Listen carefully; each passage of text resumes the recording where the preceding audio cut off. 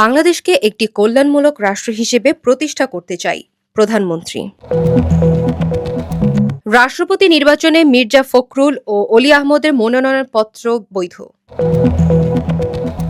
একদিনে হামের উপসর্গে ৬ শিশুর মৃত্যু।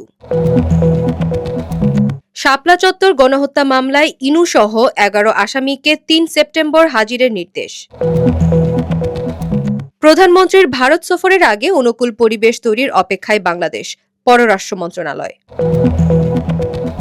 সাঁওতালদের মামলা প্রত্যাহারের দাবিতে প্রতিবাদ সমাবেশ। সিরাজগঞ্জে এমপির বাড়িতে হামলা, ১৫ জনের বিরুদ্ধে মামলা। আফগানিস্তানে ৭২৪ ট্রাক ত্রাণ পাঠিয়েছে পাকিস্তান। জিম্বাবুয়েতে ফেরি দুর্ঘটনায় নিহত বেড়ে ৭২।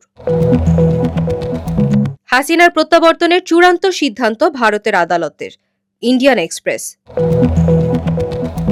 অস্ট্রেলিয়ার মাটিতে ঐতিহাসিক জয়, ৪ দিনের দাপটে নতুন উচ্চতায় বাংলাদেশ।